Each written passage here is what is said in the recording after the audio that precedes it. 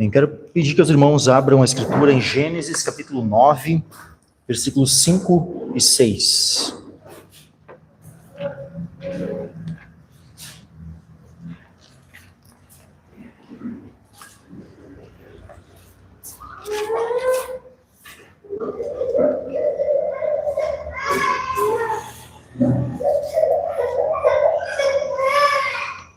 Gênesis 9, versículos 5 ao 6, diz assim a palavra do Senhor. Certamente requererei o vosso sangue, o sangue das vossas vidas, da mão de todo animal requererei, como também da mão do homem, e da mão do irmão de cada um requererei a vida do homem. Quem derramar o sangue do homem, pelo homem o seu sangue será derramado, porque Deus fez o homem conforme a sua imagem. Amém. Podem se sentar, meus irmãos. E antes de nós entrarmos, mais a fundo no tema de hoje, que vai abordar questões relacionadas ao Estado, ao magistrado civil e inclusive a pena de morte, eu quero abrir alguns outros textos com os irmãos. Primeiro, abram comigo em 2 Timóteo, capítulo 3. 2 Timóteo, capítulo 3, versículo 16 e 17. Texto bem conhecido que é da congregação. Já perdi a conta de quantas vezes esses versículos foram lidos aqui.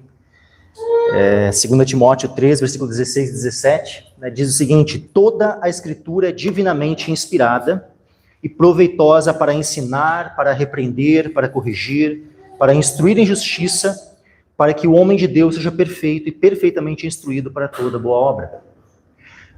Eu quero fazer uma pergunta. Os irmãos creem no que está escrito nesses dois versículos? Amém. Todos os irmãos creem? Nós precisamos realmente crer, e nós precisamos ser coerentes com aquilo que nós cremos. E se nós percebermos alguma contradição em nós, porque na palavra não há contradição, se nós percebermos alguma contradição em nós, em nossas crenças, daqui a pouco em tradições, qualquer aspecto da nossa vida que não está em conformidade com a Escritura, nós precisamos examinar as nossas vidas à luz da Escritura e buscar justamente em toda a Escritura o ensino, a repreensão, a correção, a prática da justiça. Ver toda a Escritura. Se é toda a Escritura, é só de Mateus a Apocalipse? Ou toda a Escritura é de Gênesis a Apocalipse? Toda a Escritura é toda a Escritura. É Gênesis a Apocalipse. São 66 livros. Tá? Não é 73, como acham os católicos. Tá? Aqueles 7 livros a mais que eles têm lá não faz parte da Escritura. São esses 66 livros, mas são todos eles, tá? Os 66 livros, de Gênesis a Apocalipse.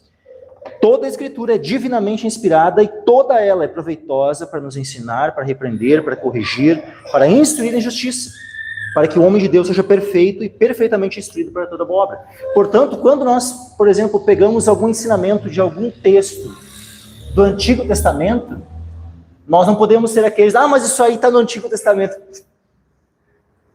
A única coisa que nós vamos buscar sempre entender, óbvio, são as alianças. Uma coisa é a velha aliança, o Velho Testamento nesse aspecto, daquela aliança que foi cumprida em Cristo, e agora nós estamos debaixo da nova aliança. Isso é uma coisa. Tá? Precisa ser entendido, também essas diferenças, aquilo que houve uma descontinuidade da velha aliança para com a nova. Mas agora, o Velho Testamento como livro, como escritura, todo ele é inspirado por Deus e todo ele é proveitoso para nos ensinar, para repreender, para corrigir, para instruir em justiça. Isso que não está falando somente de Mateus a Apocalipse. Na verdade, no contexto onde Paulo escreveu isso aqui a Timóteo, estava, na verdade, falando primariamente sobre o Velho Testamento. Porque o Novo Testamento nem estava todo ele completo até esse momento aqui. Então, o cânon que havia até aquele momento ali era o Velho Testamento e estavam sendo, né, escritos os livros do Novo Testamento ainda. E agora, um outro texto, Romanos capítulo 15 e versículo 4.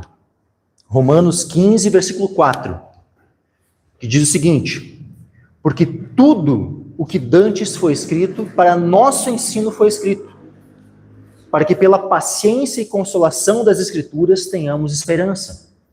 Vejam, tudo o que dantes foi escrito. Então, desde lá de Gênesis, Êxodo, Levítico, Número, Deuteronômio, Josué, Juízes, Ruth e assim por diante, cada um desses livros, tudo o que foi escrito, como diz aqui, para o nosso ensino foi escrito. Então, nós precisamos aprender, né, qual é a vontade de Deus, qual é o padrão de Deus para as nossas vidas, como é que nós podemos agradar ao Senhor. Nós vamos aprender através de toda a Escritura. Através de tudo o que dantes foi escrito. E não só os livros de Mateus a Apocalipse. Eu quero lembrar aos irmãos que houve um herege chamado Marcião.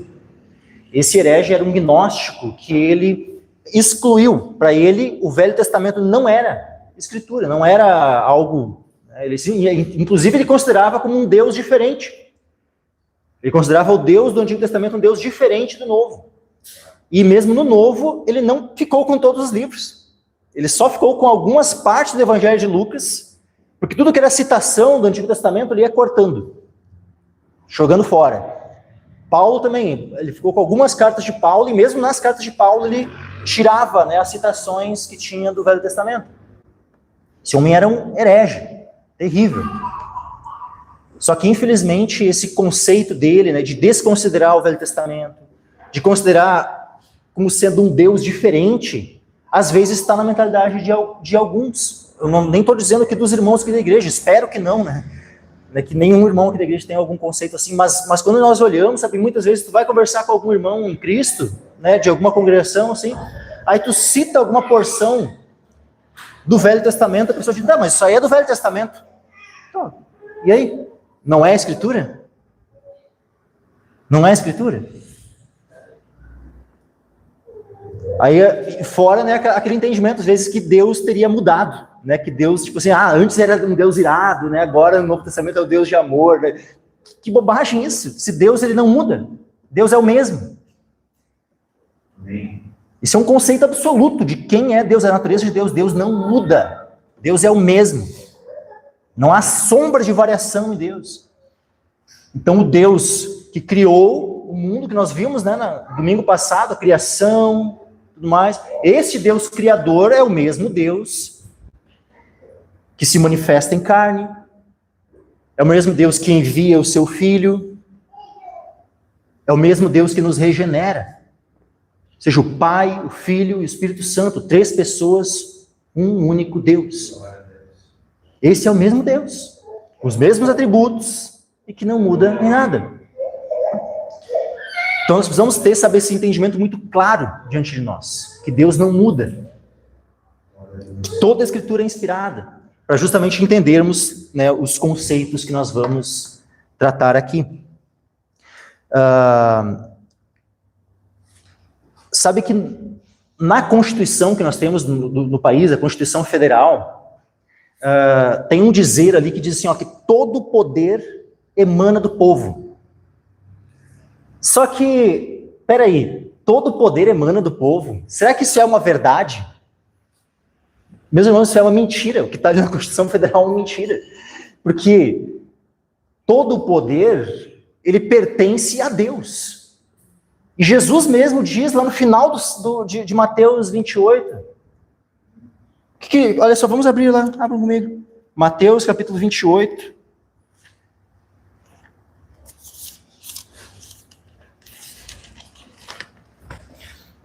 Versículo 18.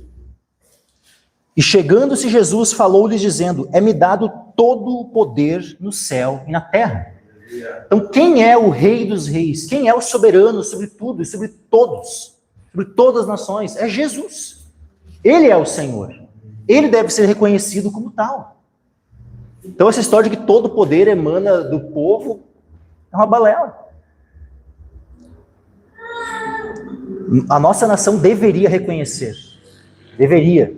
Infelizmente não reconhece, mas deveria reconhecer Jesus como seu Senhor. Quando, né, alguns pastores, né, dizem, o Brasil é do Senhor Jesus. Em partes é verdade. Né, porque Jesus, ele é o soberano sobre toda a terra. Né, a terra e a sua plenitude são do Senhor. Né, então, óbvio que também o Brasil é do Senhor Jesus. Mas agora, nesse aspecto de os brasileiros, de a nação brasileira reconhecer o senhorio de Jesus, infelizmente isso não é verdade. Infelizmente, a nação brasileira não é uma nação que reconhece a soberania de Cristo sobre ela. Senão, isso deveria estar constando, né, na Constituição, porque por mais que conste ali no preâmbulo, né, da Constituição, sob a proteção de Deus. Inclusive, né, tinha lá, foi essa semana, né, surgiu ali uma questão, uma promotora de justiça e tal, né, dizendo, eu represento, eu sou o Ministério Público aqui e tal, né, e daí se alguém fizesse oração, ela ia, né, se retirar do local.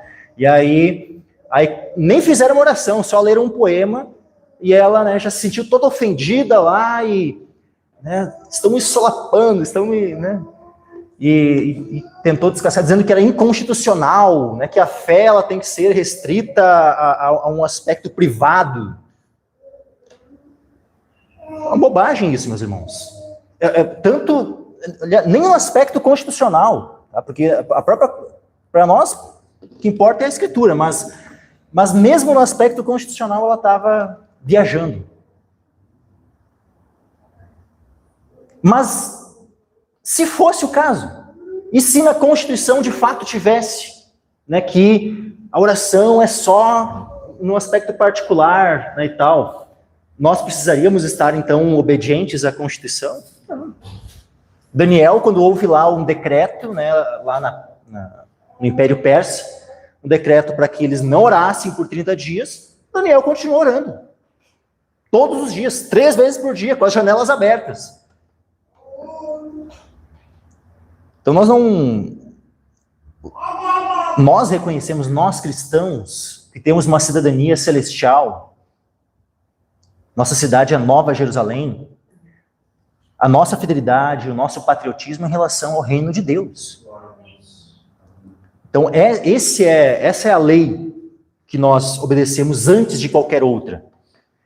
As leis terrenas, nós também vamos obedecê-las em tudo aquilo que elas não estiverem confrontando a lei de Deus. Quando as leis terrenas estiverem de acordo com a lei de Deus, amém, nós vamos sim respeitá-las, obedecê-las. Mas quando qualquer lei humana estiver contra a lei de Deus, nós iremos sim desobedecê-las, para a honra e glória de Deus. Porque Jesus é o Senhor, Ele é o soberano, e todas as nações deveriam reconhecer isso. Todos os reis da terra deveriam reconhecer isso. Todos os presidentes, autoridades, todos deveriam reconhecer a soberania do Senhor Jesus. Pecam quando não reconhecem, quando não se sujeitam ao Senhor. Nós vamos ver aqui alguns textos que demonstram isso.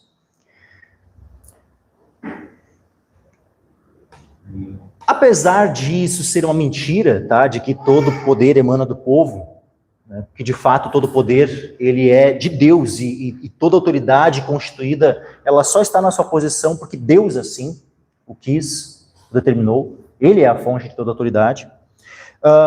Mas nós estamos num país onde é um país que, entre aspas, né, temos uma democracia, né, onde nós elegemos representantes, né, e onde, vamos dizer assim, em teoria, né, o povo exerceria o poder ou por meio dos representantes eleitos, ou por meio direto, né, por exemplo, um plebiscito, né, o povo diretamente, né, e é muito engraçado, né, porque a gente viu, né, no acho que foi 2013, né, foi feito um plebiscito, e aí o plebiscito, o povo, né, votou em massa, né, em relação a um aspecto, aí os caras, né, tipo, deixa quieto nesse plebiscito aí, vamos fazer aqui o que a gente quer fazer. E assim por diante, quando resolvem, né, fazer as coisas, tipo, pouco importa o que a população quer, né, o que a maioria quer. E, no final de contas, essa coisa da maioria, também nós precisamos tomar um certo cuidado com isso. Porque, vamos lá, aquilo que é certo, aquilo que é justo, isso é definido pela maioria? Não. Não é a maioria que decide o que é justo ou o que é injusto. Quem define o que é justo e o que é injusto é Deus. E não a maioria. Abram comigo lá em Êxodo, capítulo 23, versículo 2. Êxodo, capítulo 23, versículo 2. Não seguirás a multidão para fazeres o mal, nem numa demanda falarás tomando parte com a maioria para torcer o direito. Vejam que muitas vezes a maioria pode estar do lado errado, pode ter um conceito mau sobre o que é justo, o que é injusto. Então não é a maioria que de fato decide o que é justo. Se a maioria decidir que o aborto está tudo certo, né, que não é problema, que agora, né, todas as mulheres vão poder abortar se quiserem, então significa que isso passa a ser justo só porque a maioria assim o quis? Não, meus irmãos. Se a maioria decidir que um grupo social seja exterminado, como aconteceu lá na Alemanha nazista, né, os judeus vão ser todos mortos.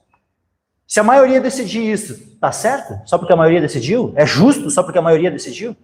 Então vejam que o padrão daquilo que é bom e mal, daquilo que é justo e injusto, não é definido pela maioria. Quem é que define, então? Quem é a base para que saibamos o que é bom, o que é mal, o que é justo, o que é injusto? É Deus, meus irmãos. É Deus. E uma sociedade que exclui Deus da equação, né, sobre como é que vão editar as suas leis e tal, simplesmente, né, não querem saber nada. Não, são completamente à parte de Deus. É uma sociedade fadada a cada vez criarem mais leis injustas, cada vez mais leis más, ímpias. E infelizmente é o que está acontecendo com a nossa nação. Cada vez, né, por mais que há uma parcela da população, né, se convertendo e tal, mas há uma outra parcela também, cada vez mais caminhando para longe do Senhor. Então, a maioria pode ter um conceito meramente subjetivo das coisas. Só que nós não podemos depender de conceitos subjetivos para definir aquilo que é justo ou injusto. O conceito de justiça, ele é absoluto, porque ele reside em Deus. Por isso que as leis terrenas, de todas as nações, elas deveriam se espelhar na lei de Deus. Porque a lei de Deus reflete a vontade e o caráter de Deus. De um Deus que é santo, que é bom, que é um Deus de amor, que é um Deus que é justo, é um Deus que se ira contra o pecado, um Deus que é santo. Então todas as leis humanas deveriam ter como base, como luz, a lei de Deus. Deuteronômio capítulo 4, versículo 1 em diante. Deuteronômio 4.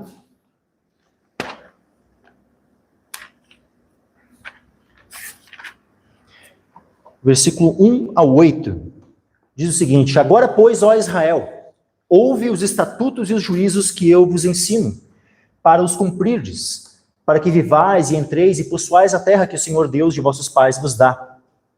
Não acrescentareis a palavra que vos mando, nem diminuireis dela, para que guardeis os mandamentos do Senhor vosso Deus, que eu vos mando. Veja que é Moisés falando ao povo. Tá?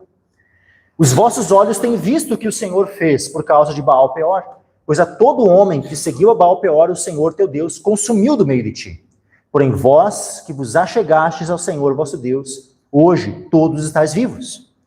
Vedes aqui, vos tenho ensinado estatutos e juízos, como me mandou o Senhor meu Deus, para que assim façais no meio da terra, a qual ides herdar. Guardai-os, pois, e cumpri-os, porque isso será a vossa sabedoria e o vosso entendimento perante os olhos dos povos, que ouvirão todos esses estatutos e dirão: este grande povo é nação sábia e entendida. Pois que nação há tão grande que tenha deuses tão chegados como o Senhor nosso Deus, todas as vezes que o invocamos? E que nação há tão grande que tenha estatutos e juízos tão justos como toda esta lei que hoje ponho perante vós. Então, olha que coisa tremenda isso, meus irmãos. Nós acabamos de ler há poucos dias um salmo, né, que dizia assim, é o Salmo 140, deixa eu ver aqui, 144. O final do salmo diz assim, ó, versículo 15. Bem-aventurado o povo ao qual assim acontece. Bem-aventurado é o povo cujo Deus é o Senhor. Então pensa que coisa abençoada seria se o nosso povo brasileiro tivesse realmente o Senhor como seu Deus. E a nação reconhecesse a Deus e quisesse seguir as leis de Deus. A nossa nação seria muito diferente, meus irmãos. Seria uma nação verdadeiramente abençoada. Nós vemos também lá em Neemias, capítulo 9. Neemias 9, versículo 13.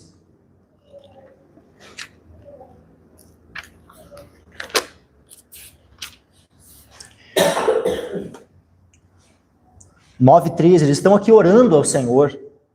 E olha só o que é dito aqui na oração, né? E sobre o Monte Sinai, Neemias 9:13, e sobre o Monte Sinai desceste, e dos céus falaste com eles, e deste-lhes juízos retos, e leis verdadeiras, estatutos e mandamentos bons. Então vejam que a lei de Deus, como é que ela é chamada aqui? Seus juízos retos, as leis verdadeiras, estatutos e mandamentos bons. Inclusive Paulo, quando ele fala da lei lá em Romanos, capítulo 7, olha só a forma como ele se refere à lei.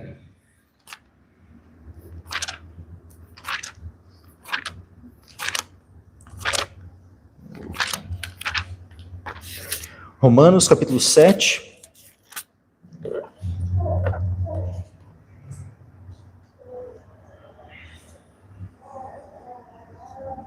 Versículo 9 em diante diz assim, ó, e eu, em algum tempo, vivia sem lei, mas vindo o mandamento, reviveu o pecado e eu morri. E o mandamento que era para a vida, achei eu que me era para a morte. Porque o pecado, tomando ocasião pelo mandamento, me enganou e por ele me matou. E assim, a lei é santa, e o mandamento santo, justo e bom. Logo, tornou-se-me o bom em morte? De modo nenhum. Mas o pecado, para que se mostrasse pecado, operou em mim a morte pelo bem, a fim de que, pelo mandamento, o pecado se fizesse excessivamente maligno. Então vejam, a lei, ela tem um papel, meus irmãos. Óbvio que o papel da lei não é dar vida. A vida, especialmente a vida eterna, nós temos por meio do quê? Do Evangelho. Não da lei. Mas a lei, ela tem a sua função. A lei permanece tendo a sua função. Vejam que aqui a lei, olha só a forma como o apóstolo fala da lei. Assim a lei, o 12, né? Versículo 12. E assim a lei é santa, o mandamento santo, justo e bom. Por que a lei ela é descrita dessa forma? Porque a lei, meus irmãos, ela foi dada por inspiração de Deus. E a lei reflete o próprio caráter de Deus. Porque um Deus que é santo, um Deus que é justo, um Deus que é bom, a lei que vem desse Deus é como diz aqui. A lei, seu mandamento, é santo, justo e bom. Portanto, as leis do nosso país, se seguissem, se fossem iluminadas pela lei do Senhor, as leis da nossa nação também seriam, então, em consequência, né, como um produto da lei de Deus, seriam também leis boas, leis justas. Mas, infelizmente, nós temos muitas leis injustas, leis más, leis que vão na contramão da palavra de Deus, em contradição à palavra de Deus. Como eu já citei algum tempo atrás, não lembro agora que dia foi, mas, por exemplo, a própria questão, o adultério. Havia um tempo onde no próprio Código Penal brasileiro, o adultério era considerado um crime. E hoje, eu lembro que quando eu fiz o curso de Direito, assim, os professores riam sobre o fato de algum dia o adultério ter sido crime. Só que isso deveria ser motivo de choro, o ter deixado de ser crime. O ter sido isso mostra a degeneração da sociedade. O quanto ela está se afastando de Deus, do padrão de Deus. Sabe, é uma lástima, não é motivo de riso o fato de que um dia era crime, olha só, né, e tal. Não, deveria, sabe, ser motivo de choro. Olha o nível que nós chegamos, a ponto de o adultério é uma coisa tão horrenda, tão terrível, a sociedade já está num ponto que nem considera, que banalizou essa questão, e não considera mais isso um crime. Isso é um exemplo.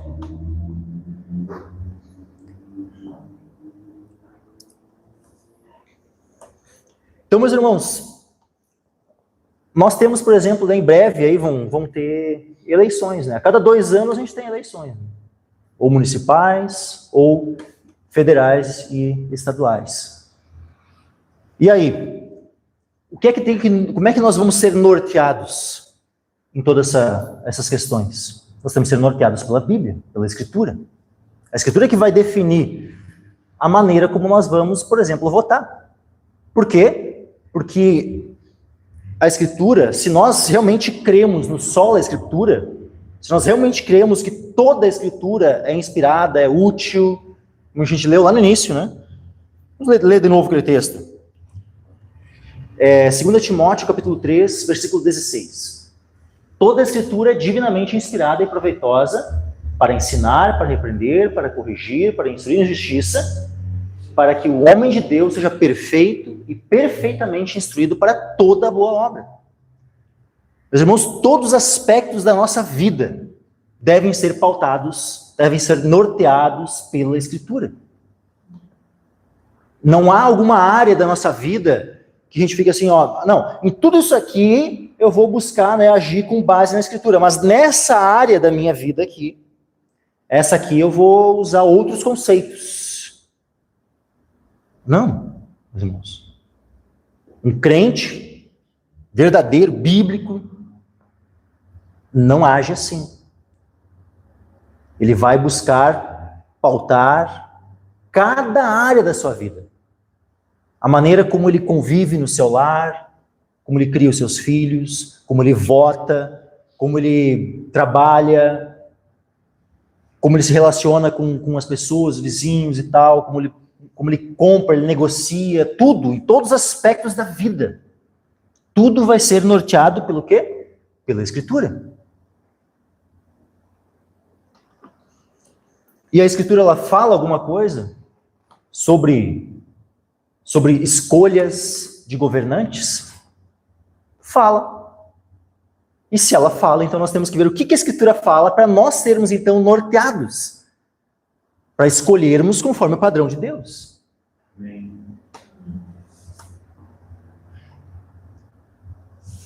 Abram comigo lá em Deuteronômio, capítulo 17, versículo 14 em diante.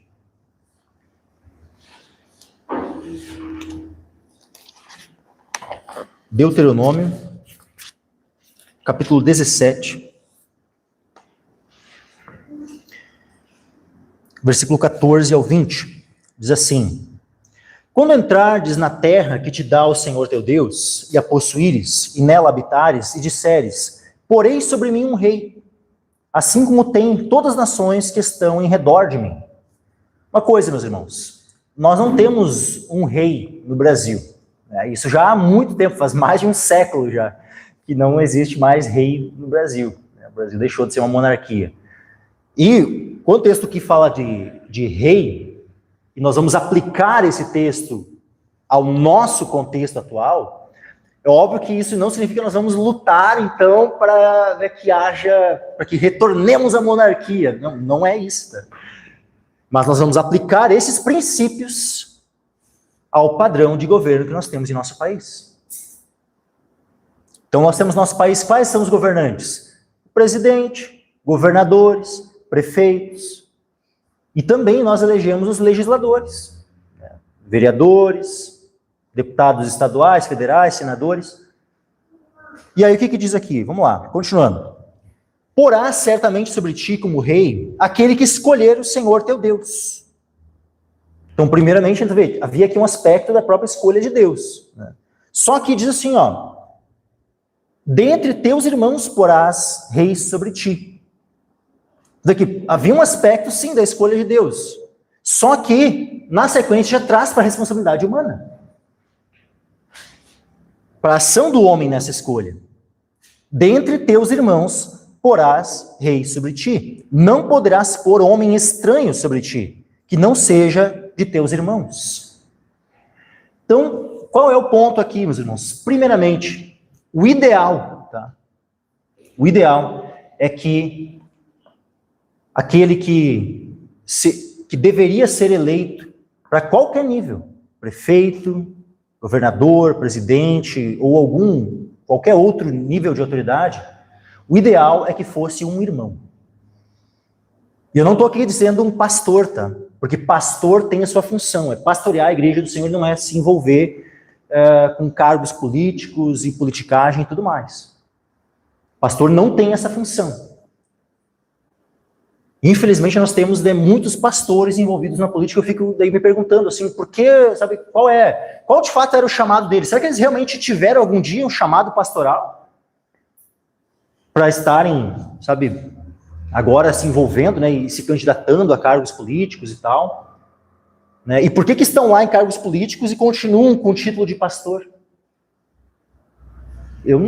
Para mim, o negócio não encaixa, não consigo enxergar biblicamente assim como conciliar esse aspecto, sabe? De um pastor se candidatando e se envolvendo, sabe, nesse aspecto político, assim, mas agora, um cristão, um filho de Deus, pode se candidatar e assumir esses cargos, assumir essas posições, não só pode, como deveria. Nós vemos ao longo da Escritura, olha quantos homens aqui que eram, né, todos os reis de Israel, não era um cargo político. O rei Davi, homem segundo o coração de Deus, era um rei. E outros reis ali. Olha a influência que eles tinham sobre a nação, quando aquele rei era justo, quando aquele rei era um filho de Deus. E olha a consequência quando o rei, por mais que era do povo judeu ali, era um israelita, mas era um homem que não temia Deus, era um homem injusto. Olha como nós vemos, sabe, as consequências ruins para a nação de Israel quando o rei, o governante, não era temente a Deus. Olha quantas crises surgiram em consequência disso. Por isso que um dos primeiros requisitos que nós deveríamos, sabe, é um irmão. Deveria ser um irmão, tipo, de fato, sabe, um crente de verdade. Olha Daniel lá na corte lá de Nabucodonosor. Olha Daniel, sabe, lá depois na corte do outro reino, que veio depois. Ele estava ali e aí ele muito bem poderia ter sido morto, sabe? Mas Deus guardou ele e ele foi elevado a uma posição de governo no reino seguinte, no império seguinte. Mas olha o posicionamento daquele homem. A fidelidade dele a Deus, antes de qualquer fidelidade a leis humanas. E é assim que nós deveríamos, sabe, buscar, orar para que se levantem homens de Deus, assim, para estarem, sabe, se candidatando a cargos políticos. Homens que não se corrompam. E aí diz assim, ó, aí descreve, porém ele não multiplicará para si cavalos, não fará voltar o povo ao Egito para multiplicar cavalos, pois o Senhor vos tem dito, nunca mais voltareis por este caminho. Tampouco para si multiplicará mulheres, para que o seu coração não se desvie, nem prata nem ouro multiplicará muito para si. Ou seja, um homem que vive uma vida contente com aquilo que tem. Porque no momento que ele quer multiplicar ouro, quer multiplicar, sabe, bens e tudo mais, é um cara que não é digno da nossa confiança. É um homem que facilmente vai se corromper. Um homem que se envolve, né? Vê aqui, ó, não multiplicará mulheres para si, ou seja, o ideal é que nós tivéssemos, né, homens em posições de governo que fossem maridos de uma só mulher. Não que vai lá, segundo, terceiro, quarto, quinto casamento. Homens, sabe, que têm escândalos envolvendo a área sexual. Com tantos que a gente ouve por aí, tentando se candidatar, né, em partidos. Né, por exemplo, esse partidinho novo aí, o tal do MBL. Né, tem ali, né, aquela gurizada desse partido, assim, é tudo um bando de homens que querem multiplicar mulheres para si. Não necessariamente casando, mas indo atrás, sabe? Inclusive fazendo turismo sexual aí em outros países e tal. É esse tipo de gente que... Né, e tem alguns defendendo, sabe? Que se vote em homens assim. Nós temos aqui na Escritura o padrão de como deve ser a conduta, o padrão de homens para estar numa posição de governo. Aí diz assim, ó... Será também que quando se assentar sobre o trono do seu reino, então escreverá para si num livro um translado dessa lei, do original que está diante dos sacerdotes levitas, e o terá consigo, e nele lerá todos os dias da sua vida, para que aprenda a temer ao Senhor seu Deus, para guardar todas as palavras desta lei e estes estatutos para cumpri-los. Pensa que coisa abençoada seria se nós tivéssemos um prefeito, um governador, um presidente, deputados, senadores e tal, todos os cargos, né, de homens nesse padrão. Homens que não ficassem, né, buscando riqueza, enriquecer por meio do seu cargo, que não fossem mulherengos, né, fossem homens fiéis, né, uma só mulher, uma só esposa, e homens tementes a Deus. Pensa que bênção seria para a nossa nação se tivéssemos isso. Infelizmente, homens assim são a minoria. Infelizmente. Mas que nós venhamos a orar para que se levantem mais homens assim. Para que o seu coração não se levante sobre os seus irmãos e não se aparte do mandamento, nem para a direita, nem para a esquerda, para que prolongue os seus dias no seu reino e ele e seus filhos no meio de Israel. Então, os princípios aqui contidos, não ipsis literis, né, mas o princípio contido aqui nesse texto precisaria ser aplicado. Oséias 8:4, profeta Oséias,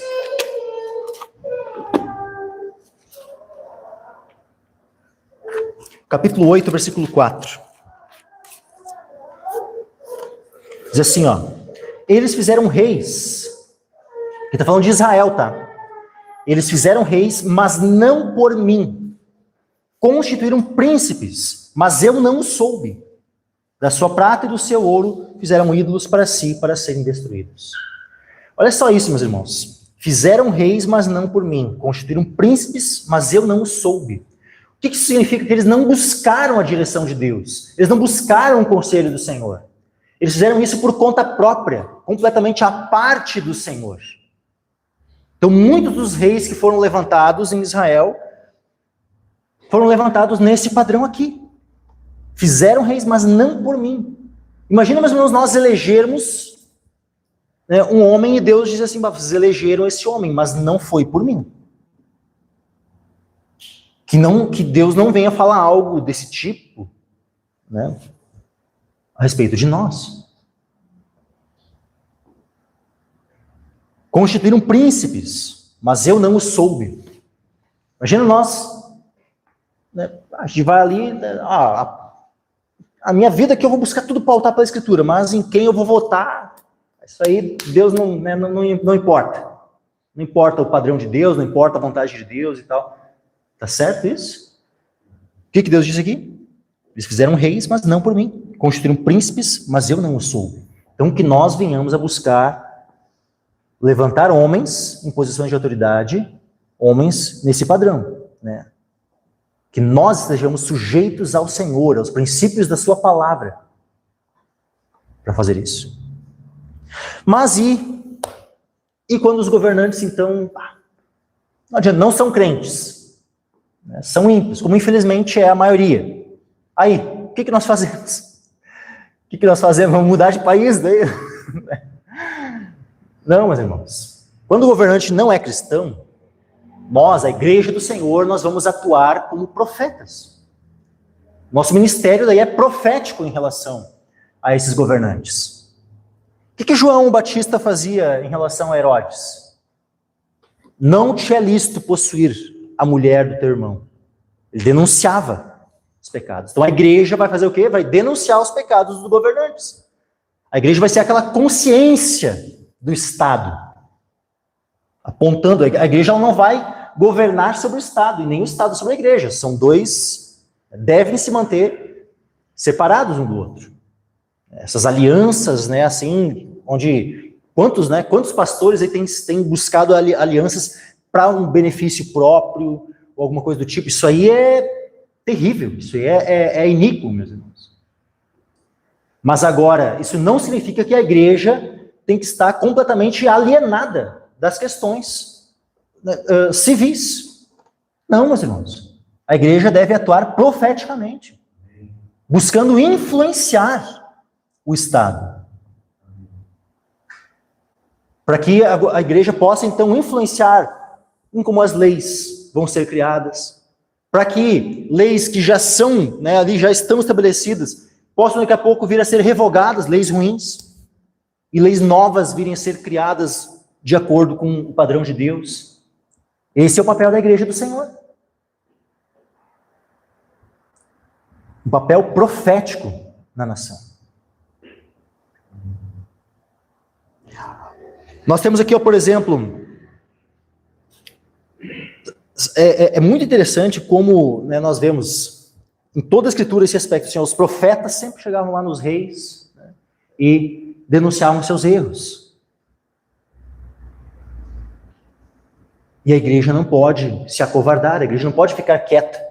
Nós não podemos ficar quietos e nos acovardar diante, né, de tudo aquilo que tem se levantado contra o padrão de Deus. Nós precisamos erguer a nossa voz. Precisamos falar contra isso. Se algo for aprovado, que não seja porque nós nos omitimos, porque nós não fizemos nada. Que nós venhamos a lutar contra toda lei ímpia.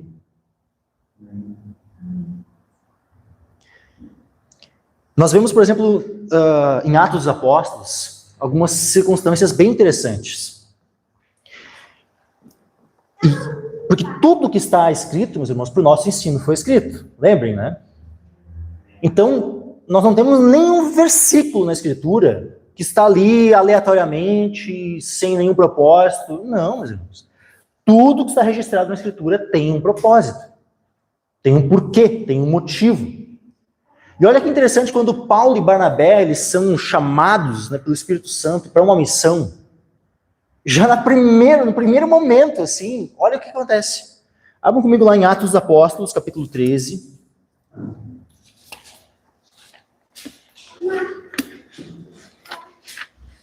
Atos 13. Nós temos ali o chamado, né, no início do capítulo 13 de Atos, temos ali o chamado, né, de Barnabé e Saulo, né, para a obra, né, para essa obra missionária. Né. Aí eles são enviados. Aí eles vão lá para Chipre. Quando eles chegam lá em Chipre, o que acontece? Eles pegam uma cidade e tal, e daí olha só no versículo 7 em diante. Aliás, versículo 6 em diante. E havendo atravessado a ilha até Pafos, acharam um certo judeu mágico, falso profeta, chamado Bar Jesus, qual estava como procônsul, Sérgio Paulo, homem prudente. Este, chamando a si Barnabé e Saulo, procurava muito ouvir a palavra de Deus. Mas resistia-lhes Elimas, o encantador, porque assim se interpreta o seu nome, procurando apartar da fé o procônsul. Todavia Saulo, que também se chama Paulo, cheio do Espírito Santo e fixando os olhos nele, disse: ó filho do diabo, cheio de todo engano e de toda malícia, inimigo de toda justiça, não cessarás de perturbar os retos caminhos do Senhor? Eis aí, pois, agora contra ti a mão do Senhor, e ficarás cego, sem ver o sol por algum tempo. E no mesmo instante a escuridão e as trevas caíram sobre ele, e andando à roda buscava quem o guiasse pela mão. Então o procônsul, vendo o que havia acontecido, creu, maravilhado da doutrina do Senhor. Olha que coisa interessante. Um político, um procônsul, era uma espécie de governador ali da época, foi evangelizado e se converteu pelo ministério do apóstolo Paulo. Isso está registrado na Escritura. Por que está registrado na Escritura? Porque sim, meus irmãos, nós devemos nos empenhar na conversão de governantes. Não é simplesmente no sentido de fazer eu vou fazer um conchavo com o governante. Não. Eu vou lá tentar influenciar ele para ele beneficiar aqui a minha igreja aqui e tal. Não, não é isso. É buscar levar os governantes a se renderem aos pés de Cristo, para que o Senhor seja glorificado, para que todos eles reconheçam o senhorio de Cristo. É isso. Nós precisamos então buscar levar, sim, os governantes à conversão. Precisamos pregar o evangelho para eles. É interessante como Paulo, mais adiante, no livro de Atos dos Apóstolos, ele finaliza, quando está chegando perto do final dele, Paulo está lá pregando, ele prega para um presidente, o Félix, depois ele prega para o outro, para o Festo também, depois chega um rei lá, o Agripa, ele prega para o rei inclusive ele diz assim para ele, por pouco me persuades a me fazer cristão. Daí o Paulo, quem dera, que por pouco ou por muito, não só tu, como todos aqui, se tornassem tal qual eu sou, exceto essas cadeias, ou seja, eu só não quero que todos estivessem presos como eu, mas que todos fossem cristãos como eu. Sim, eu quero isso. Nós devemos desejar e batalhar por isso, meus irmãos, para a conversão de todos aqueles que estão em posições de autoridade, porque o evangelho ele é para todos, é para todas as criaturas. Jesus nos mandou pregar a toda criatura. Marcos capítulo 16. Ide, pregai o evangelho a toda criatura. Portanto, nós devemos pregar também aos governantes, desejar, orar para que eles se convertam ao Senhor. Um outro caso também, que é digno de nota, assim, que foi registrado em Atos dos Apóstolos, é quando Filipe prega para aquele eunuco, o etíope. Atos capítulo 8, versículo 27. Atos 8, 27.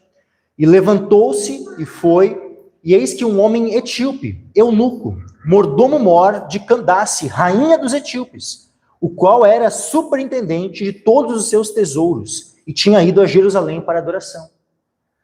Qual é a posição desse homem? Como é que nós poderíamos comparar a posição dele com um padrão de hoje, por exemplo, do que nós temos no Brasil?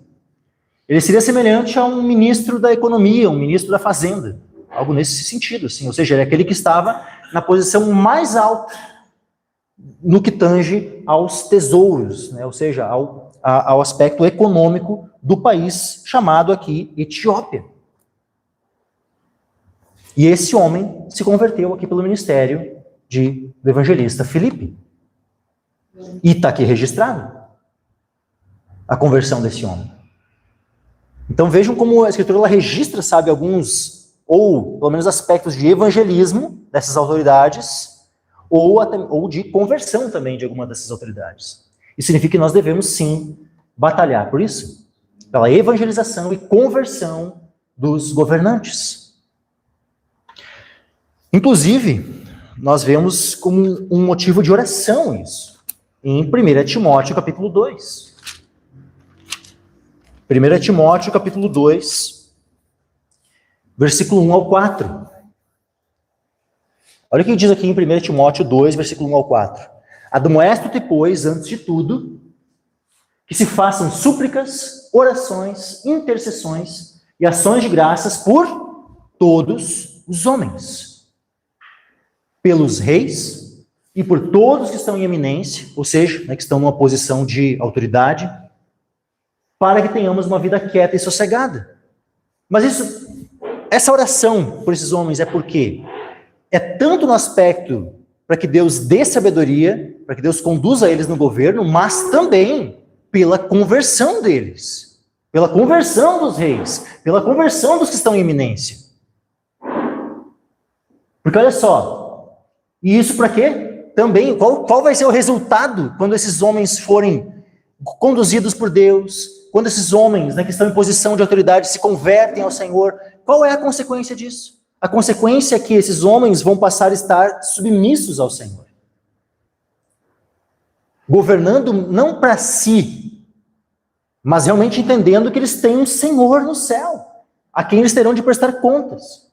E, portanto, também eles estarão fazendo leis de acordo com o padrão de Deus. E a consequência de leis justas e homens justos também é o quê?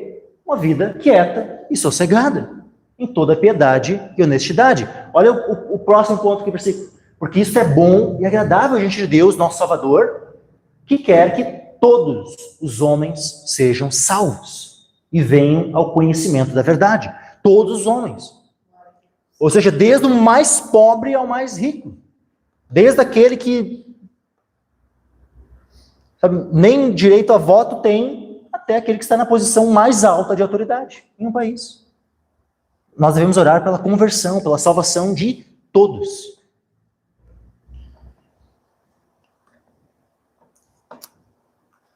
Mas todos reconhecem o senhorio de Jesus?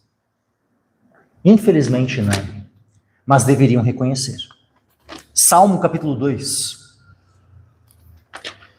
Deveriam reconhecer, deveriam ser chamados a reconhecer o senhorio do Senhor Jesus. Todos os governantes. Salmo 2 diz assim, por que se amotinam os gentios e os povos imaginam coisas vãs? Os reis da terra se levantam e os governos consultam juntamente contra o Senhor e contra o seu ungido. Infelizmente, esse é o posicionamento de muitos governantes. Se oporem a Deus, se oporem às leis de Deus. Infelizmente, esse é o posicionamento de muitos. Por exemplo, o nosso presidente atual tem esse posicionamento, de se opor a Deus. Ele não é um homem sujeito a Deus. E muitos dos governantes que nós temos no nosso país são assim. E eles deveriam ser repreendidos por isso. Porque eles não se sujeitam ao Senhor. O Salmo aqui, olha só. Os reis da terra se levantam, os governos consultam juntamente contra o Senhor e contra o seu ungido. Ou seja, um posicionamento anticristão. Os irmãos percebem que existe uma resistência para com o Senhor, para com a igreja, para com as leis de Deus, para com a Escritura? Infelizmente é o que acontece. Olha o que eles dizem, rompamos as suas ataduras e sacudamos de nós as suas cordas. Aquele que habita no céu se rirá, o Senhor zombará deles. Então lhes falará na sua ira e no seu furor os turbará. Quando é que é isso? Quando é que é essa manifestação da ira? Especialmente está apontando para a vinda do Senhor Jesus. Quando o Senhor Jesus voltar. Diz assim, eu porém ungi o meu rei sobre o meu santo monte de Sião. Proclamarei o decreto, o Senhor me disse, tu és meu filho, eu hoje te gerei. Pede-me e eu te darei os gentios por herança, e os fins da terra por tua possessão. 9. Tu os esmigalharás com uma vara de ferro, tu os despedaçarás como a um vaso de oleiro. Isso aqui é as consequências de todos aqueles que estiverem se opondo ao Senhor Jesus quando ele voltar. Sofrerão essas consequências. Mas olha a exortação agora. E essa exortação, meus irmãos, ela serve para o presente momento. Para antes de o Senhor voltar. Olha só, agora, pois, ó reis, sede prudentes, deixai-vos instruir, juízes da terra. Isso é o que esses homens deveriam fazer, eles deveriam se deixar instruir. Eles deveriam reconhecer a soberania do Senhor. Servi ao Senhor com temor e alegrai-vos com tremor. Ou seja, eles deveriam servir ao Senhor. Esse é o dever. Todos são chamados ao arrependimento.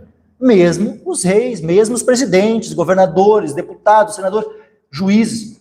Todos devem ser chamados ao arrependimento. O evangelho deve ser pregado para todos. E todos têm o dever de reconhecer o Senhor Jesus como seu Senhor. Mas o Estado é laico.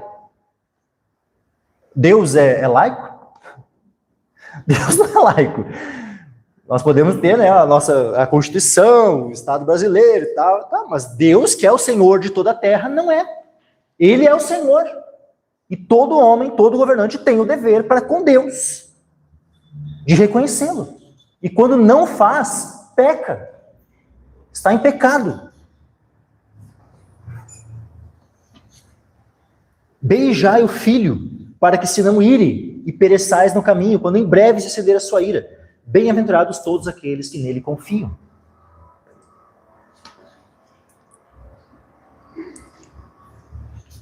Que nós venhamos a orar pelos líderes, pelas autoridades, pelos governantes, por todos aqueles que estão em alguma posição de autoridade. Para que governem bem, para que sejam justos, mas, acima disso, que se convertam ao Senhor. Que reconheçam o senhorio de Cristo. E aí nós vemos agora Romanos capítulo 13, versículo 1 ao 4. Romanos 13, versículo 1 ao 4. Diz o seguinte para nós aqui, para a igreja do Senhor. A palavra. Toda alma esteja sujeita às autoridades superiores. Porque não há autoridade que não venha de Deus. Olha só, toda autoridade, né, todo poder emana do povo, é isso que está escrito aqui? É assim, ó, porque não há autoridade que não venha do povo, é isso que está escrito aqui? Não há autoridade que não venha de Deus. E as autoridades que há foram ordenadas por Deus, não é pelo povo. Não é por uma assembleia constituinte, não é por nada disso, é por Deus. Foram ordenadas por Deus. Deus é o Senhor de tudo. Por isso, quem resiste à autoridade, resiste à ordenação de Deus. E os que resistem trarão sobre si mesmos a condenação. Muito obrigado. Os que resistem terão sobre si mesmos a condenação, porque os magistrados não são terror para as boas obras, mas para as más. Queres tu, pois, não temer a autoridade, faze o bem e terás o louvor dela, porque ela é ministro de Deus para teu bem. Mas se fizeres o mal, teme, pois não traz em vão a espada, porque é ministro de Deus e vingador para castigar o que faz o mal. Então vejam, nós precisamos estar sujeitos às autoridades. Mas as autoridades deveriam reconhecer isso, que elas são ministros de Deus. O que significa aqui ministro de Deus? O termo aqui em grego é diácono, ou seja, são diáconos de Deus. Diácono, se formos traduzir a palavra, pode ser traduzido por ministro, mas também pode ser traduzido como um servo, um serviçal. Ou seja, são servos de Deus. Só que muitos que estão em posição de autoridade não reconhecem isso. Eles não reconhecem que eles são servos de Deus, mas deveriam reconhecer. Eles deveriam reconhecer que eles estão debaixo do senhorio de Cristo, que eles são servos, naquela posição de autoridade, eles devem atuar como servos de Deus. Esse deveria ser o padrão de todo aquele que está numa posição de autoridade. Entender que ele é um servo de Deus, que ele é um ministro de Deus. Porque ela é ministro de Deus. E outra, olha só o que diz aqui. O versículo 13. Os magistrados não são terror para as boas obras. Não deveria ser, pelo menos. Né? Não deveria ser terror para as boas obras, mas para as más.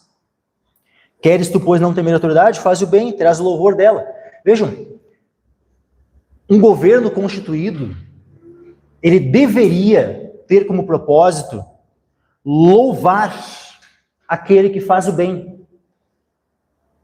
Infelizmente, não é o que muitas vezes acontece. É chicote, é opressão sobre aquele que faz o bem, e para aquele que faz o mal é direitos humanos. Direitos humanos, né? Não, vamos, tadinhos, né? Das vítimas da sociedade. As vítimas da sociedade. Por que esse conceito, né, de vítima da sociedade?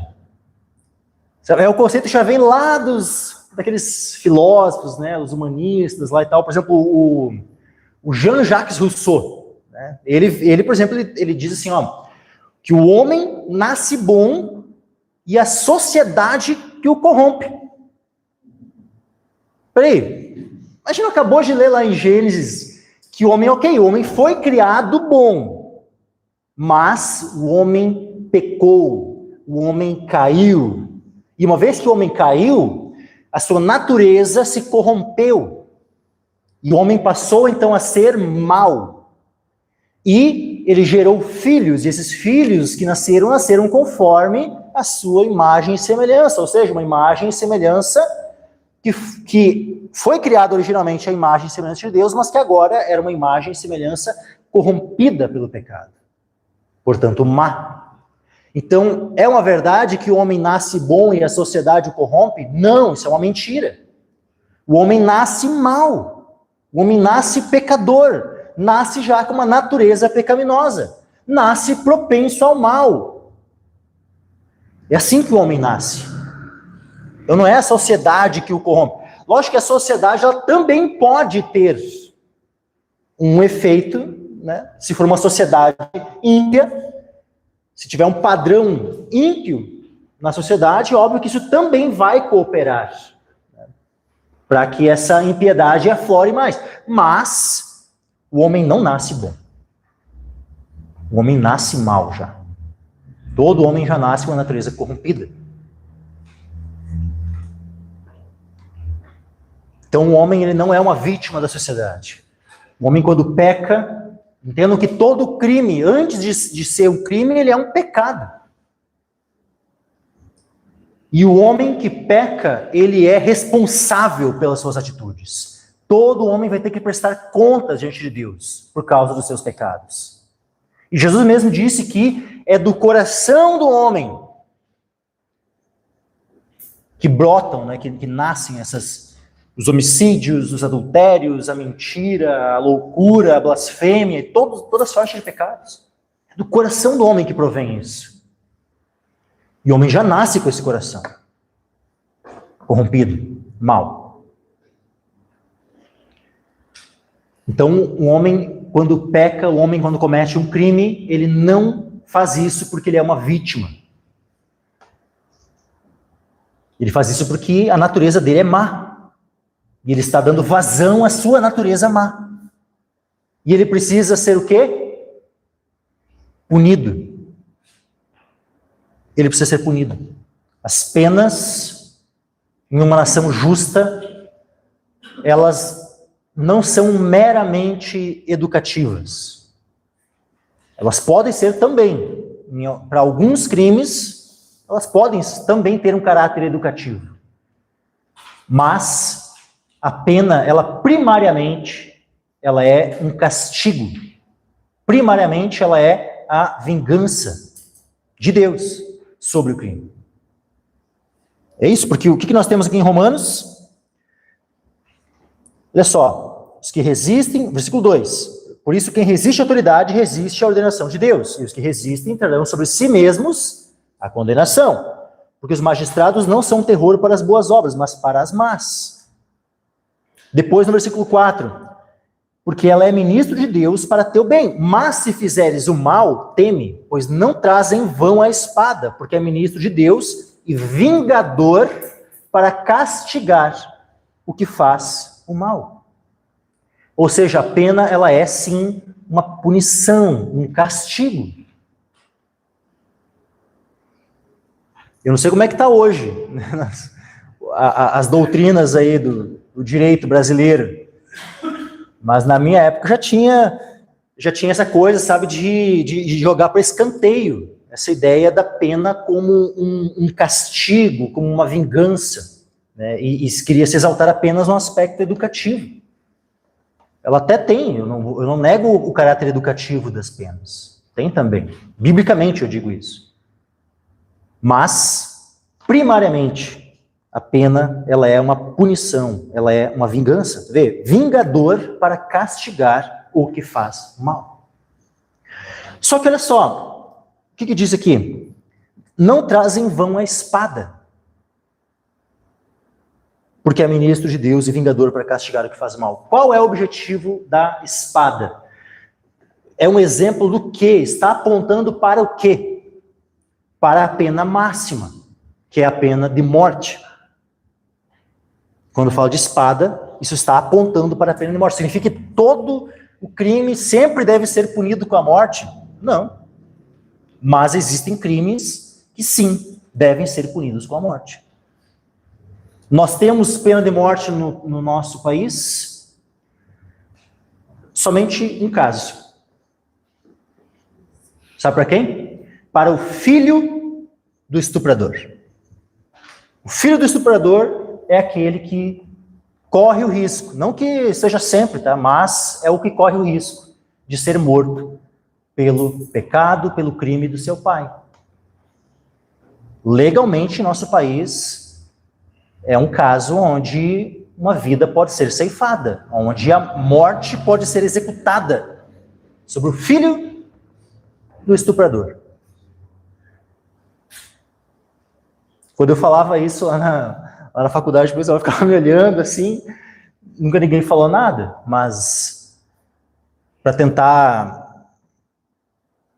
Mas essa é a realidade. Essa é uma triste realidade, uma realidade, assim, terrível da nossa nação. Mas, entre aspas, né, nós não teríamos pena de morte, a não ser em alguns estados, né, estado de guerra e tal, aí, né, aberto algumas brechas e tal, mas normalmente não teríamos pena de morte no nosso país. Mas, sim, bebês no ventre da sua mãe legalmente podem vir a ser mortos, né, em caso de estupro. Um estuprador, né, vai falar na morte do estuprador. Não, como assim? Tal. Mas daí na morte da criança, né, se luta, se defende. Inclusive, eu já vi muitos cristãos defendendo a morte do bebê, do inocente, que não tem culpa nenhuma do que o pai imundo, abominável dele fez. Defende. Tem cristãos que acham, não, mas nesse caso daí, né, poderia, nesse caso, né, o aborto seria... Misericórdia, meus irmãos, misericórdia. Continuando aqui, voltando então, né, então, pena de morte. A pena de morte, meus irmãos, ela é bíblica.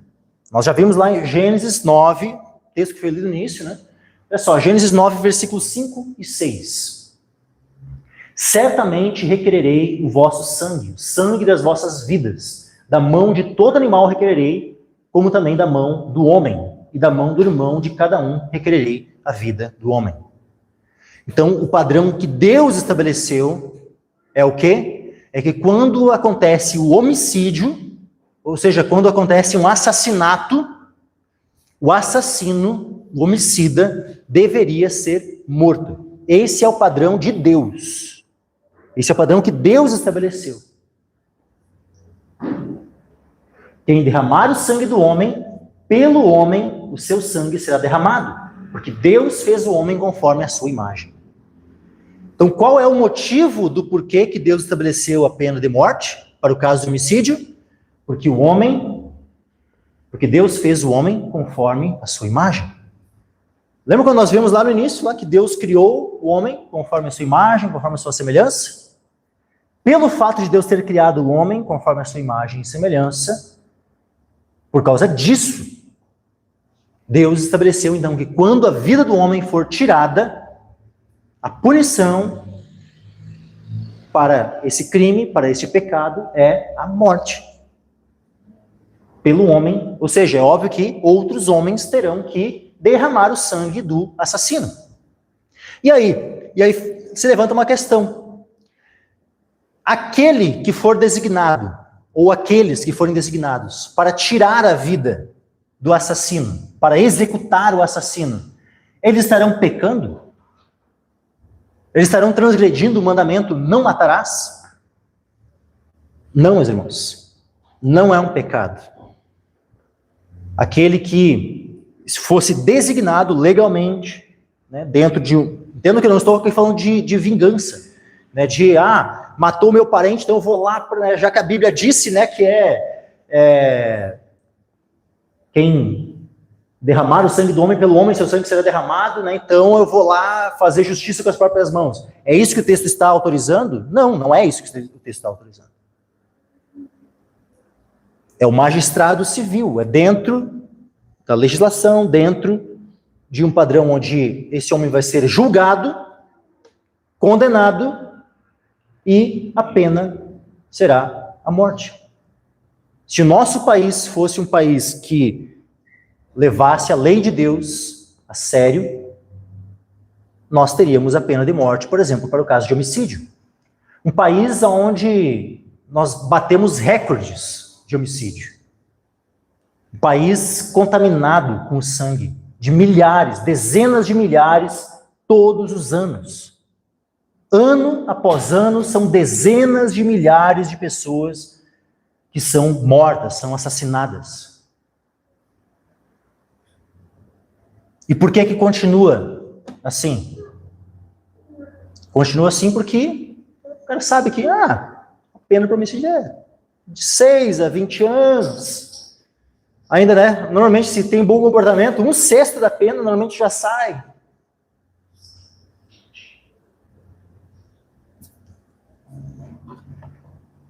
O padrão, se o padrão de Deus estivesse sendo seguido, aí se levanta, né, a questão, mas e se um homem inocente, né, for executado, né, se ocorrer um erro ali e tal?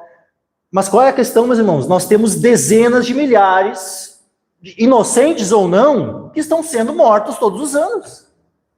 Será que o Estado, ele executaria dezenas de milhares por erro todos os anos? Eu tenho certeza que não. Então, mesmo com o risco de alguém, em algum momento, né, vir a sofrer uma pena dessas injustamente, mas com certeza o efeito a longo prazo para a nação é de muito menos pessoas sendo mortas, sendo assassinadas. Esse é o ponto. Porque um homem iria pensar 2 vezes. Lógico que tem homens que iriam matar mesmo assim, mas muitos iriam pensar 2 vezes antes de tirar a vida de outro, sabendo que na sequência dele também findaria. Vamos pegar outros textos, tá?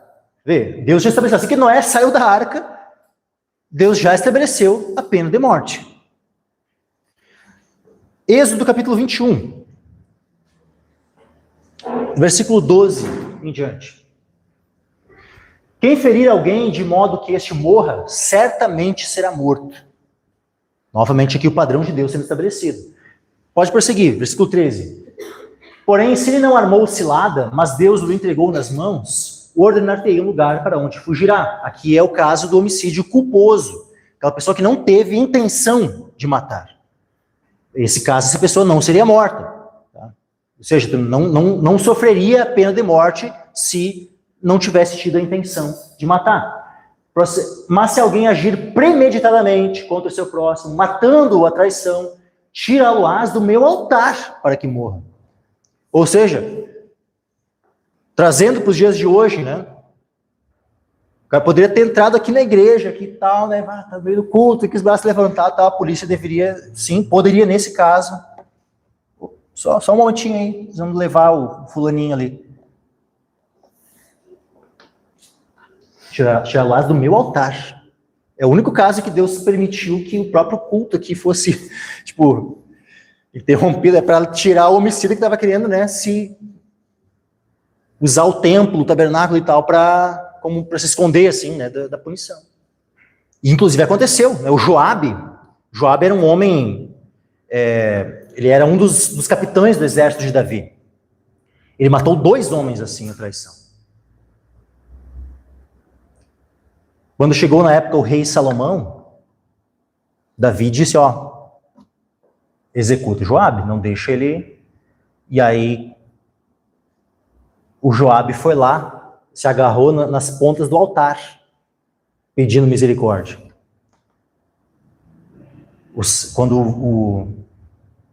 Aquele que Salomão tinha mandado para executar ele, né, voltou, olha, ele está lá nas pontas do altar, lá, então, diz que não vai sair de lá. Aí Salomão, então, pode arremeter contra ele lá mesmo. E aí o cara foi lá e matou ele no altar. Tirá-lo do meu altar para que morra. Se cumpriu ali a palavra de Êxodo. Continuando aqui, versículo 15. O que ferir a seu pai ou a sua mãe, certamente será morto. E quem raptar um homem e o vender, ou for achado na sua mão, certamente será morto. O que está falando aqui? Raptar. Ou seja, um sequestro. Então, qual deveria ser a pena do rapto, do sequestro? A pena de morte também. Biblicamente, aquele que sequestrasse, aqui era para vender, né? Mas, no caso, né, o sequestro normalmente é o quê? Existe sequestro para venda também, infelizmente, né? Isso tem de tudo, né? Mas também tem aqueles que sequestram para pedir um resgate de volta, independente de qual é o tipo de sequestro. Sequestrou, raptou, pena de morte. Próximo, 17. E quem amaldiçoar a seu pai ou a sua mãe, certamente será morto. Até aí. Agora, Deuteronômio, capítulo 19, versículo 15 ao 21.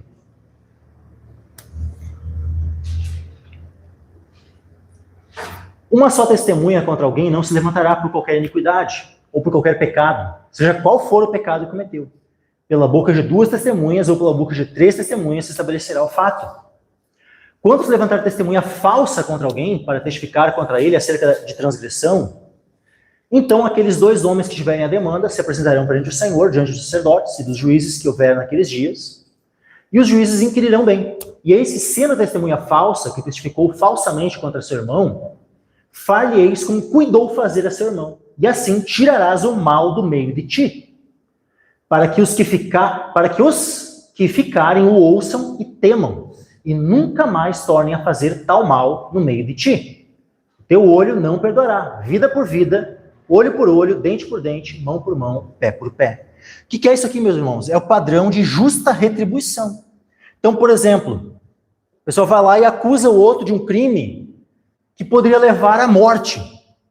Uma vez que ficou constatado que ele só estava ali tentando, né, usar dos próprios recursos da lei para levar a outra pessoa à morte, ele é que seria morto, vida por vida.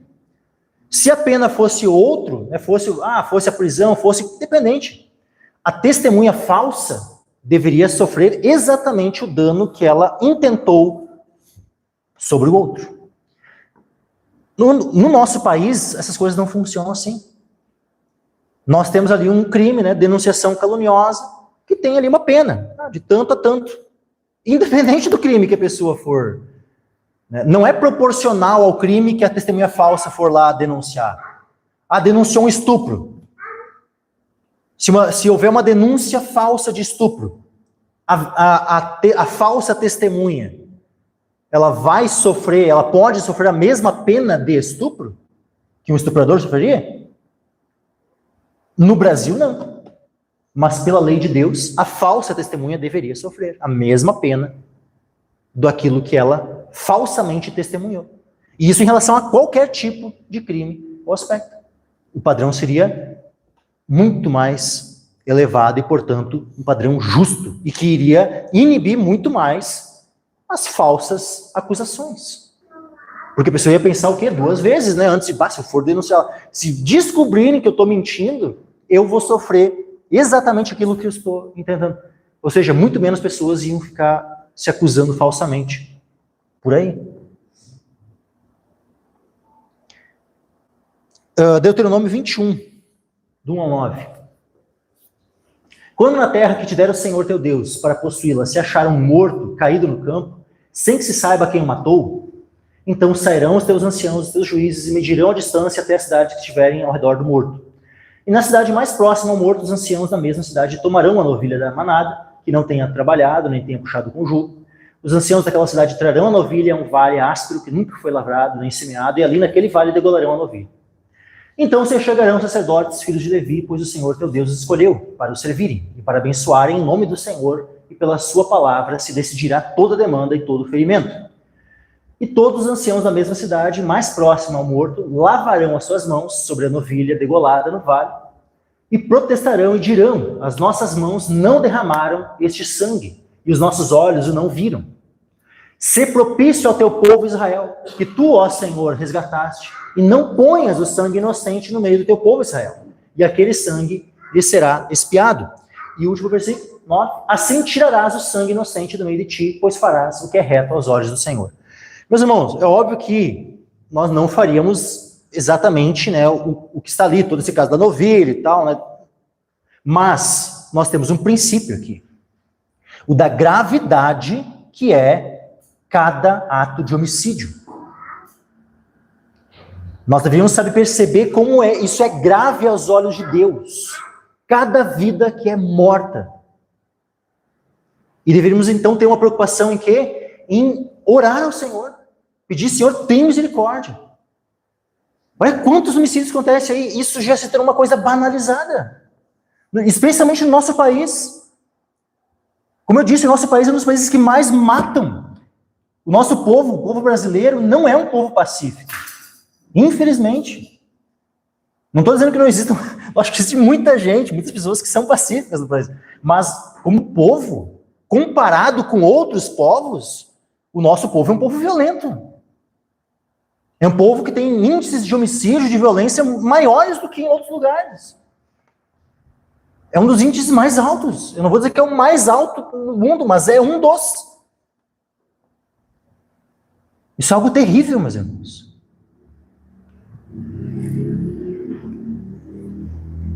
E certamente, nós, se tivéssemos leis de acordo com a lei de Deus, se tivéssemos uma preocupação em entender o quão grave é um homicídio, nós diríamos, Senhor, tem misericórdia, iríamos clamar mais ao Senhor. Quando soubéssemos, né, teve um homicídio na cidade, ninguém sabe quem foi, nós diríamos, Senhor, por favor, nos livra dessa maldição aí, desse sangue derramado, livra essa terra. Livra essa terra. 22, Deuteronômio 22, versículo 25 ao 27. Se algum homem no campo achar uma moça desposada, e o homem a forçar e se deitar com ela, então morrerá só o homem que se deitou com ela. Porém a moça não farás nada. A moça não tem culpa de morte, porque como o homem que se levanta contra o seu próximo lhe tira a vida, assim é este caso. Pois a achou no campo, a moça desposada gritou e não houve quem a livrasse. O que ia acontecer com esse homem? Ele seria morto, executado. Ou seja, o estuprador, a pena bíblica, não é castração. Nem física e nem química. A pena não é esse homem ser ele mesmo, que foi um estuprador, ele mesmo ser estuprado. Como muitos, né, defendem. Muitos acham, vai lá para a cadeia e acham, né, querem defender esse tipo de aberração, de abominação. Não, a pena justa que Deus estabeleceu para um estuprador é a pena de morte. Essa é a pena para o estuprador.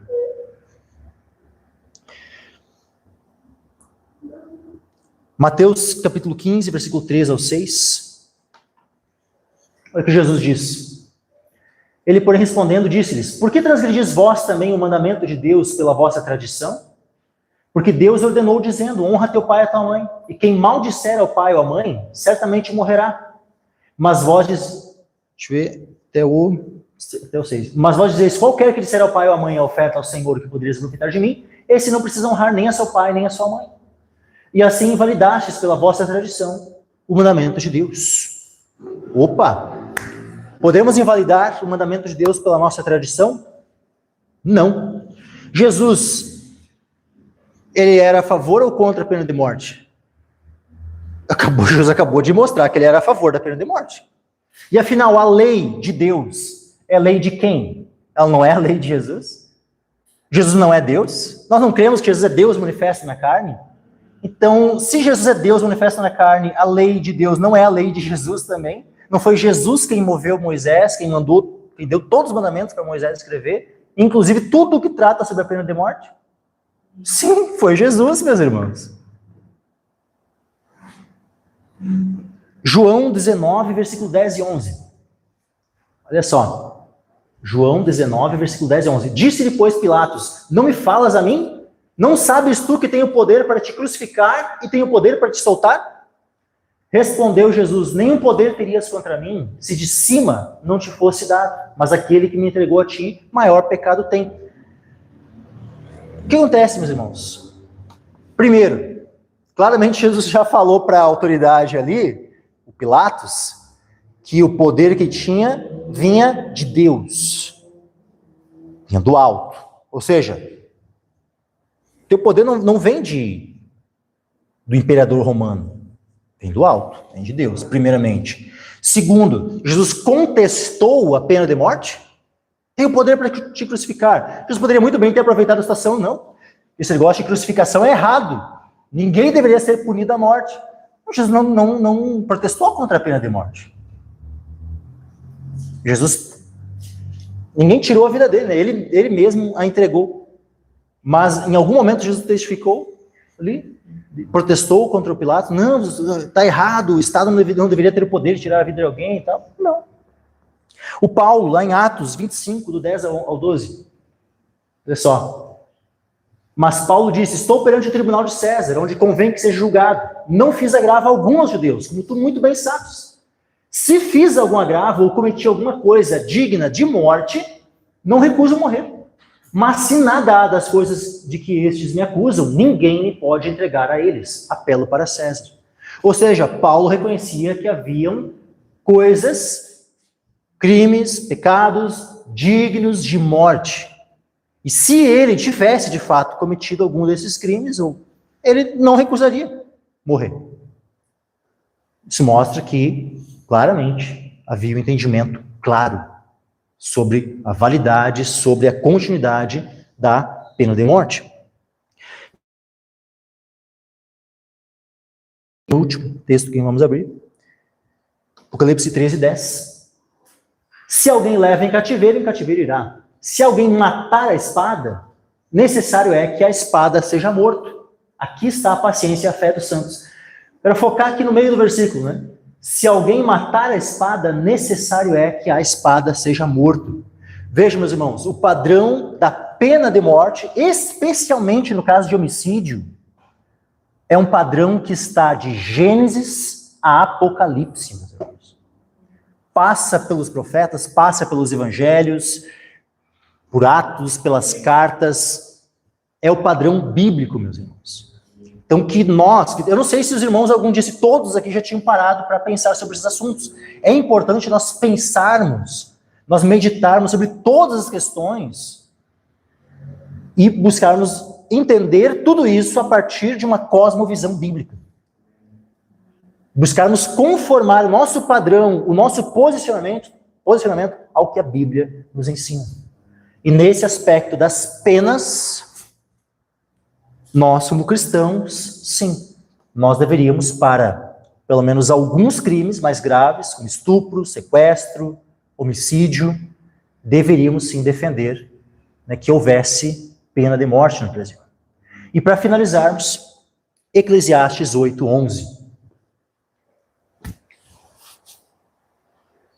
Porquanto não se executa logo o juízo sobre a má obra, por isso o coração dos filhos dos homens está inteiramente disposto para fazer o mal.